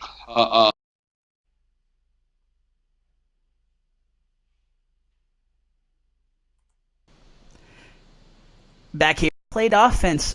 Around here, credit. Lately, there's been a little bit of a and to think about it, they lost a kid like Jacob Rivers, who's now putting up touchdowns in Lowell. So when a small program like Dracut loses one of their top 3 players, you think, okay, that's going to hurt. boom, there they are. They're 3-0. Moving into next week, a huge game against Billerica. 3 turnovers for the Lions in that game, 3 fumbles as you mentioned, guys, and 310 total yards for the Middies. Part of this was I'm amazed, and it's changed the way we do the show. The huddle highlights. Some of these schools get these game recaps where they're literally Sports Center highlights with graphics, with the ISO on the players.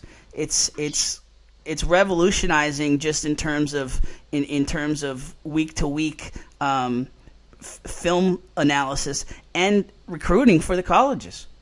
Mm-hmm. Yeah. Anyway, these kids don't have. Go ahead. The kids get seen. These kids just get seen. And they're better at posting the video than most of us. So it's good stuff. You guys go ahead, Bill. Yeah. Just to backtrack, I know we talked about Haverhill being 0-3. Just so remember, we had the staggered start this year. So week 1 was actually, for some of the teams, was early September. So we do have several teams that have already played 4 games. So the Hillies, unfortunately, are 0-4. Remember their first game was Everett in week 1? Yes. Yep. So I'm sorry for scolding the two of you. I apologize. No problem. That's all right. I'm a stats factual guy. I just like to keep it real. Like the Tony Reale of the show. Well done. So we were talking to two sport guys. We got the surprise hero. Thanks to Coach Murphy for getting him for us. Let's talk to Kyle Silva, a football guy, a lacrosse guy, and one of the stars of this win. And on the phone with us, the victorious Dracut Middies, the 3-0 Middies, another big win for Dracut, this time over Chelmsford, and we're lucky enough to have on the line with us Kyle Silva, running back and cornerback for the Dracut Middies. Kyle, how are you? Tim Wood, MVC Gridiron Weekly. How are you today? Good. How are you? Fantastic. So really excited to have you on the show. Another big win for the Middies. In terms of you guys were trailing second quarter to Chelmsford. Tell me in terms of just the team's attitude and what you guys were feeling in terms of making that comeback. I think we just had a mentality of just 0. It's still 0-0 at halftime. We were just thinking that to ourselves in our head, just 0-0, 0-0. The game isn't over. I think it was just that type of mentality, to be honest with you, to have us step up in the second half of the game. Now, the regular running back, Lucas Abargwin, he was out with a shoulder sprain this week, and we hear he's on the road to recovery. But you stepped. You normally play mostly defense. You stepped in at running back and just had a monster day. I mean, what did that feel like for you to step into that role and deliver for your team? I would have to give credit to Lucas and the O-line, really. Lucas helps me out every single day. I don't, like I said, I haven't played offense since sophomore year, and JC helped me out during it. They're just supporting, really. I think it's just the support that helped me do good that game, just mentally, you know what I mean? Absolutely. But, so we're punching up your touchdown run. What did that feel like? I mean, normally you're trying to defend that, and now you've got the first touchdown since. Is that the first touchdown of your varsity career? It was my second. Last year versus Chelmsford, I stripped a kid for a touchdown. Okay. But, that was my second touchdown. Yeah, it felt awesome, to be honest. No other feeling just getting back in the end zone. And that's that was a clutch touchdown for you guys too. You guys were down at that point, right? Yeah. big credit to Adil, really, and the O-line. They played hard. They didn't stop. Adil, he had a huge block on that run just to help me, that little extra push, but really, huge credit to O-line. We're talking to Kyle Silva from the Dracut Middies here on MVC Gridiron Weekly. The Middies with a big win over Chelmsford, a 32-14 win. Tell me a little bit in terms of your quarterback, J.C. Santiago. You mentioned him before, but he's providing a ton of leadership for you guys thus far. Oh, yeah, for sure. JC, he goes to practice, works very, very hard every single day. Helps me a lot. Even though he's not a captain, he's still a leader. And he's just a great kid. You know, he's great football IQ, helps out everyone, whoever needs help with just remembering stuff or anything, he's there. Now, you guys made a great playoff run last year, and really shocked some of the Massachusetts football world. In terms of where you guys are at this year under new head coach Jordan Murphy, how was it making that transition to the new coach? And the record says it's working out. I mean, in terms of how you as the players see it, how's it working out so far with the new coach? I think it's working out great. Coach Murphy is a very good guy. You know, he's you can just tell he's there for the players. Very chill. He's very straightforward type of guy, type of coach. You know, he and like just the whole coaching staff. Porter coming from LC. It's just everything is just working together. They all work together as coaches, and that's particularly why we're 3-0. Really, start coaching. You guys have you've been playing football since 8th grade. I got to imagine a lot of you guys have been playing together straight up through. Yes. Yeah, we had a few guys come back this year from freshman football. Kyle Cox, Matt Annis, Patty O'Toole. Yeah, and the last two names you mentioned there came up huge. Matt Annis with the 32-yard catch on 4th and 1 that led to one of the Middies' touchdowns, and then Patrick O'Toole, 32-yard touchdown catch and a 40-yard catch, part of the Middies' third touchdown drive. I mean, talk about just those two additions. Yeah. Patty O'Toole, every day works hard. Every day at practice, he just works hard. Very hard worker. He's just I think he's one of the fastest kids in the MVC off the line, to be honest. He's very hard to cover. But he's just a great athlete. Matt Annis, big body. You know, he can play. Really, he's our tight end. Just throw him up to a fade, he'll catch it. You know, he's just they're both very good players. I mean, Chelmsford is definitely rebounding and got their first win last week. How did the coach keep you guys grounded in terms of not reading your own press or not getting too big headed, being 2-0 and heading into this game? I think it was just come out first quarter, beat them up, and just think in the second half of the game, just the game isn't over yet. The game isn't over yet. We just have to keep on pushing. I think we just emphasized that, really. Well, the end result was certainly there. 20 unanswered points after being down 14-12 in the second quarter. Kyle, you also play lacrosse. Tell me in terms of just your football versus lacrosse. It seems like it's a good crossover sport for a lot of football players. Oh yeah, for sure. I love lacrosse. I think it's a very crossover. I think it's a very good sport. I think it just helps, like, I don't know, most of the guys that play lacrosse some of them play football. We're trying to get some people to play that play football to play lacrosse, but a little bit at a time, get them out, right? Yeah.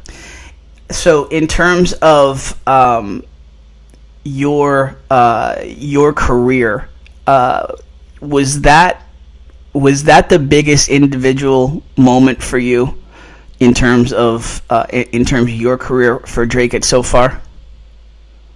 I think so. I think that was my first game playing getting reps at offense, but I don't know. It just felt like I don't know. How much reps did you get during the week? Was it pretty much known that you were going to be the guy, or did that kind of come down later in the week? Me and Carter, we switched off reps during the week. He's a big help to me, just like telling me the plays, just like helping me out like during practice, like my steps and everything. Big shout out to him. Absolutely. I mean, you guys certainly worked in tandem, and you worked well with Santiago, the whole offense. For that first time being out there since sophomore, you certainly delivered. Tell me a little bit in terms of, you guys got Bill Ricca next week. What's that rivalry like? Have you guys started breaking things down yet? Yeah, we just got film on them. I've been watching a little bit, but we're gonna start breaking down probably Monday. Nice. All right. So you said when you're not playing sports, you're talking sports. Are you who's your NFL team? Oh, of course, the Patriots. Hey, I gotta ask. I gotta ask. It's a given, but I've had some folks say the Seahawks or something, so you just never know. You want to put a prediction on record with the Bills game? I don't know. Don't want to jinx it? Yeah, no, I don't want to jinx it. Awesome. Hey, Kyle, great job. Congratulations on a huge day, a huge win for the team, and a great individual moment for you, and I wish you the best of success here for the rest of the season. We really appreciate you joining us here on MVC Gridiron Weekly. Oh, thank you for having me. Absolutely. Have a great weekend. Go Patriots, and good luck next week against Bill Ricca. Thank you. All right, so a huge thank you to Kyle Silva. Just an outstanding kid. That was his first ever interview. Because he hasn't really been one of the guys you talk about. He's one of those guys that isn't on the stat sheet, that's always been the unsung hero. Pretty cool guys that this kid hasn't played an offensive snap since sophomore year. As the senior steps in for a Bargwin and delivers huge. Well, Tim, I mean, it's about time you started paying attention to the guys who play a little defense. Right? You're going for the Barry Sanders types out there all the time. It's good for you, Tim. We appreciate the epiphany that you're having. It has been an epiphany this year. I'm just saying it. It's been fun to. Some points are being put up, okay, but there's been some really impressive defensive performances. So this kid, defensive star, becomes the offensive star for a game. Just a good story, Bill. No, it definitely is. In a small school like Dracut, to have a kid that athletic to not play both sides of the ball, I think is uncommon. But to be able to step up and do your job. Oh, Hector. Do your job. His job too. We need a jar. We need a jar. $1 for every do your job. I want the kid to go on the field and not make a tackle and go, sorry, that's not my job. Hi, bro. Coach, do your job. No, but what a huge day for a senior. I mean, for some of these kids, this is kind of it for football after this. So to get his first interview, to get a big win like that over Chelmsford, that's fantastic. Those are the fun ones for me, guys. I just when you got a kid who probably never expect to get the call. You know, I've kind of been having fun when we set up these interviews. You know, we're trying. We have Skype available. I thought by now we would be able to get one of these guys on Skype. I'm trying to get I didn't think the coaches were going to buy it, but I'm trying to get the players, and you know, I'm trying to sell them on the Deion Sanders. You know, if you ball, you get the call, and just no Skype on yet. All audio. Tim, I talked to the people at Skype, and they said there's no way that my head could fit in a 4x4. They said they shut us off, so that was that. We've used up all the bandwidth. You're not due for you. You stretched it to no end with the three of us, so no way they can go 4. That was they shut it down right there. So nothing we can do on that one. Nice. All right, we are nearing the end of this edition. We will come back. We will talk. We'll talk stars of the week. We'll give out our game balls, a little preview of the honor roll, and then we'll talk the MVP candidates, next week's schedule, little look ahead.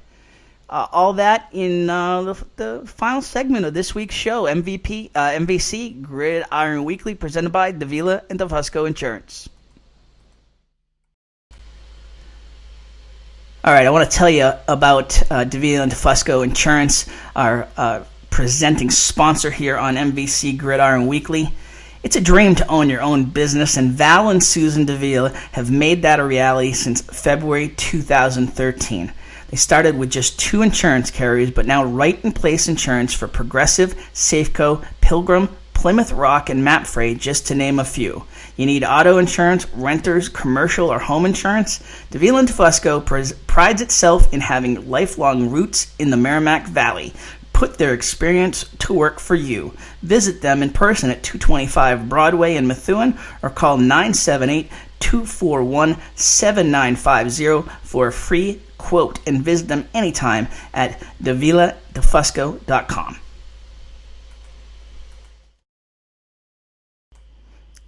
Hey, I want to tell you about Jen Hamilton, the realtor for Keller Williams Realty. She's licensed in Massachusetts and New Hampshire, and she's a big supporter of all things local, especially youth sports. She's a big backer for Central Catholic and Methuen athletics, but she's a household name around the Merrimack Valley. Hey, the autumn market is in full swing. If you are thinking of selling, now is the time. Inventory is an all-time low, making this a seller's market. In a seller's market, there's a greater chance for a bidding war on your home. So put Jen Hamilton's 33-plus years of experience to work for you today by calling for a free, no-obligation market analysis of your home. Call Jen at 508-954-7941. A huge supporter of youth athletics. Listen, her record speaks for itself. She's one of the top sellers in the region for Keller Williams Realty. Hamilton is a household word. Call her at 508-954-7941. Big shout out to the folks at AFC Urgent Care, Lisa Williams and her team over there. AFC Urgent Care, the right care right now. You'll never need an appointment. Got that persistent cough and cold, that cut that needs a few stitching, or need a sports physical and don't want to wait weeks to get into your primary doctor?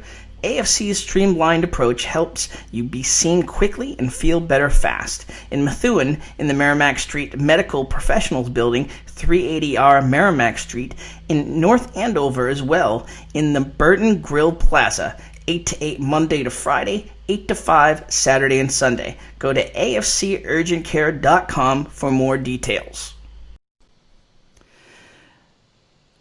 Down the home stretch on MVC Gridiron Weekly, presented by Davila and DeFusco Insurance. Tim Wood, Bill Bryant, Hector Longo. All right, so we're talking honor roll, we're talking game balls. normally here we read out all of our honorable guys. What we're doing now, we're gonna put it up on the web. We've been putting it up on the web on Mondays. That's what we'll do. A little video there of all of our honorable, all the guys beyond the MVP vote that had great weeks. But guys, let's talk about our 4 MVP candidates this week. First guy, we mentioned him, Shane Aylward for Tewksbury. Yeah, no, kid, both sides of the ball, just is impressive kid, and it's good to see him have such a breakout offensively. Almost 200 yards total offense is impressive. Hector, in terms of just the family, the coach-son relationship, I think that's probably what impresses me most about the kid is just the humility, but at the same time the tenacity that's kind of the in the DNA there. Yeah, like at some point is that I don't want to call it the kryptonite or what, like the Elwoods have shown no weakness on the football field, honest to God, and I don't mean to sound like that as because I like BA as much as anybody does. They just don't show any weakness, honest to God. Week in and week out, has Shane played a bad game in the 2 year or year plus we've done this thing yet? No. Is turned in a dud? No, he hasn't. He's so consistent, and that's a Tewksbury trait. That's not just the Elwood trait. But the consistency, I think the consistency level is probably something I'd focus on most with him. Just week in and week out, sees the top defender each week and delivers week in, week out. Our second candidate, Colby Cyrus. We've mentioned him in the honor roll so far, but I mean he has a career game, 220 receiving yards, 3 TD catches, a 55-yard interception return to stop a Bishop Feehan drive, Bill. Just a huge day from Cyrus. No, absolutely. And when you're looking at the receiving yards, when you see the videos, it's Nolan Houlihan throwing the ball up over the defender, Colby's catching it in stride and running. And then you're like, oh, okay, so that's kind of easy when you got a really good quarterback. But when you're talking a 55-yard touchdown interception return, there is no play. This is a kid picking the ball off and just using his athletic ability to run down the field and score, which shows he's just a stud. In that situation, Hector, when you're 5 yards deep in the end zone, is that a play where as the coach you kind of like go, yeah, take a knee, pretty good there, but don't do that next time. Again, 40 years ago it would be a benchable offense. Now all of a sudden, with highlight reels and everything, kids are doing it because they're doing it at the top levels of the game. Yeah. So that's one of those things too with the fourth down, knock it down. No way, I'm going to intercept it and bring it back. Are you kidding? So knock it down has changed a little bit back, since back in the day a little bit. But yeah, no, all the power to him. Hashtag uncoverable. 220 receiving yards, 3 TDs, an interception return. I mean, God, big stuff right there. Oh my! Hector just went 2013 on us with the hashtag. Yeah, I feel like I was listening to a Charlie Dare commercial there. He's catching up. Yeah, used to be stuck in the 80s. Are you kidding? So there's a Colby Cyrus, third candidate of the week, a return customer for us that we interviewed him, Josh Ramos. Just a monster game once again, a monster season being put together so far for Andover. Do you want to campaign for him all here to get him over the 5%, Bill? Boy, Tim, you really pick up on these. You really pick up on these campaigns. Was it D'Souza last year that Tim was not going to stop until he won one of these things a week? Now I guess he's on the Josh Ramos campaign. I'm on the bandwagon. I like me some BB. Let's look at it this way, though, Tim. The first week we had a total of 377 votes. Week 2 we had 531 total votes. Already this morning, after posting at 8:30 this morning, we're over 200 votes. So I think at the end of the day, the voters are coming out. They're starting to catch on. They're starting to participate. I think Shane Aylward is definitely deserving this week for me. The kid, both sides of the ball, is just a stud. That does not bode well for Tim's candidate. I don't think big numbers. We've gone to the political advisors, and they said that a smaller number of votes would have stayed well for Tim's better for Tim's candidate here. So I mean, he's down in the primary. Okay, we got the he's down in the primary. He's got some work to do before the general election ends on Tuesday. So I'll keep working it. All right, Nick Donadio, 104 yards receiving. So Pereira won first week. This game didn't really have a huge monster stat line, but I mean, Donadio's just both sides of the ball and really delivered huge for the Raiders in this game. Look, it was an emotional win, and he's an emotional player, and sometimes numbers don't always tell.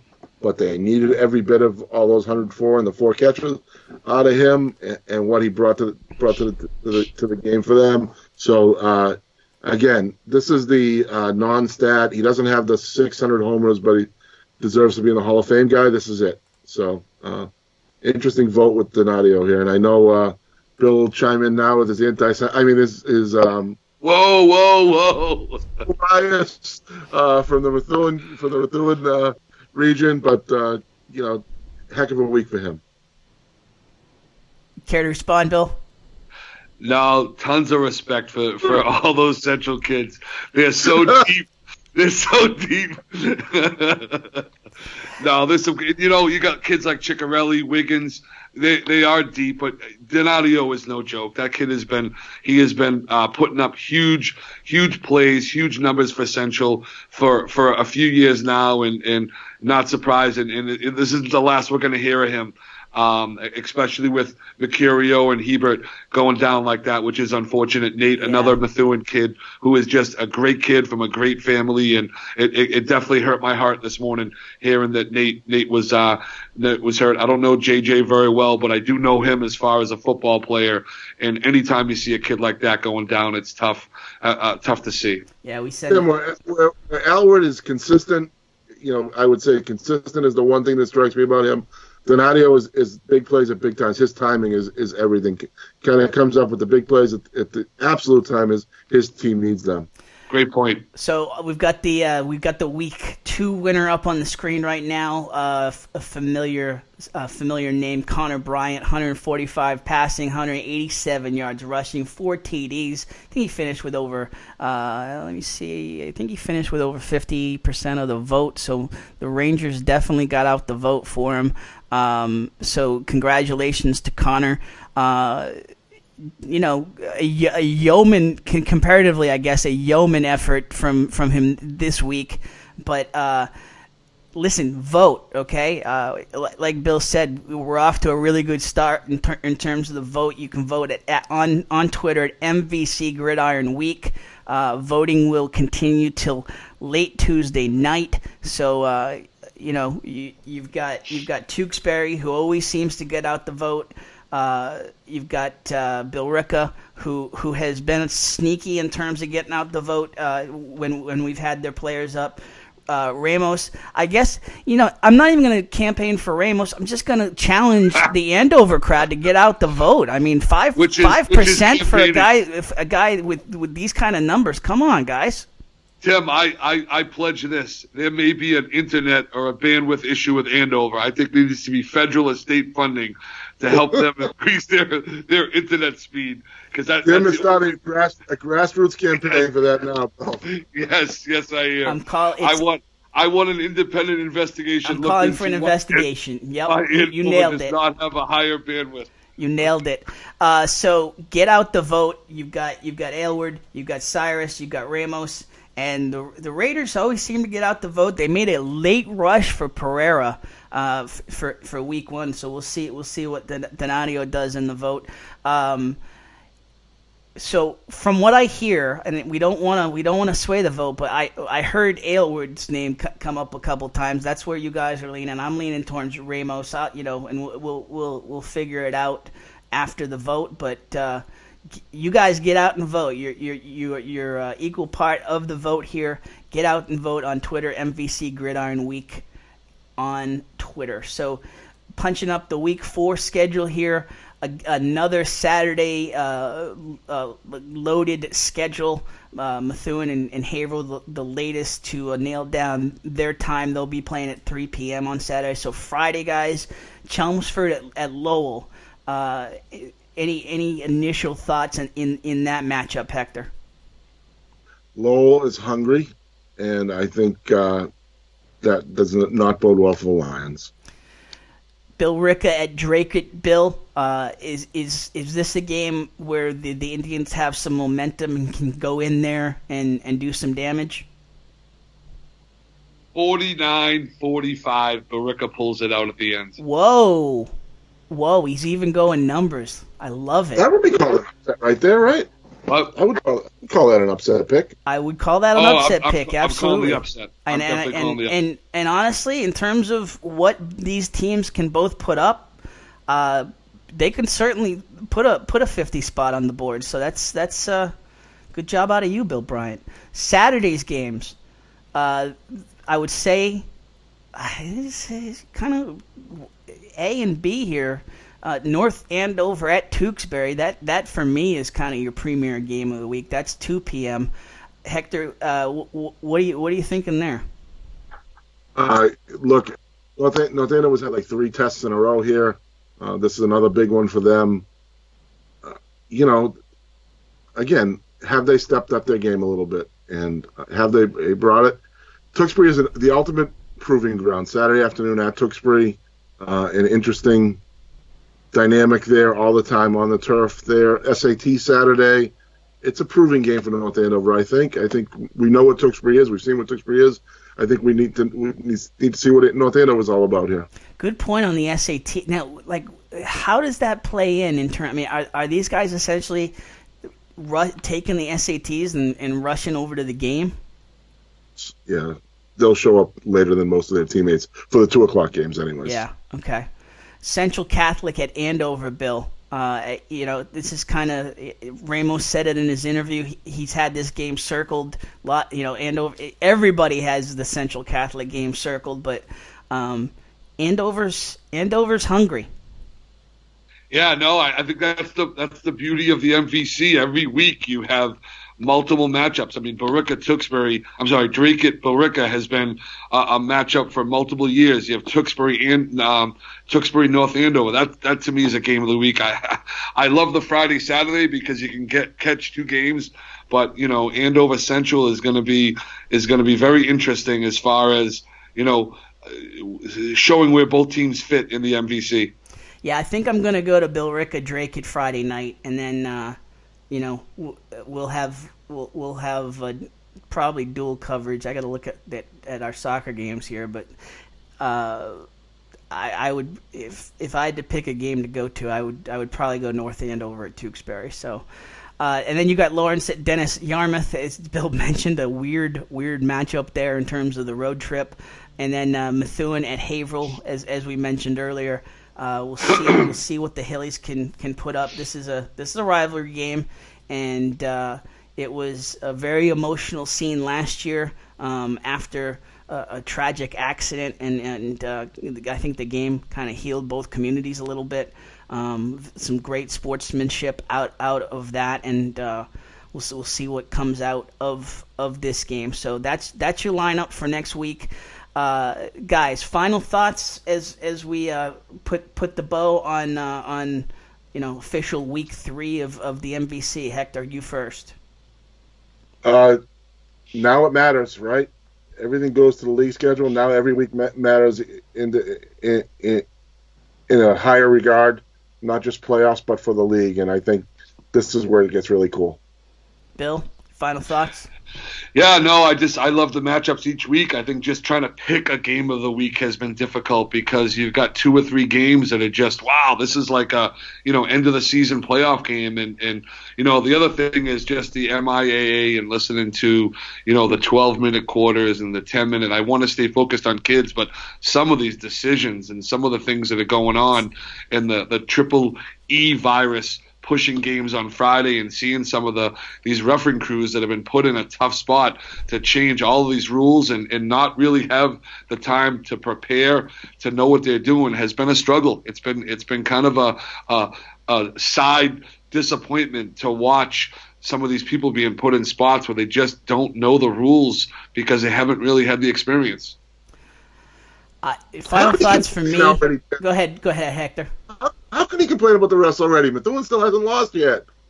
No, I'm talking about the refs being put in a situation by the MIAA.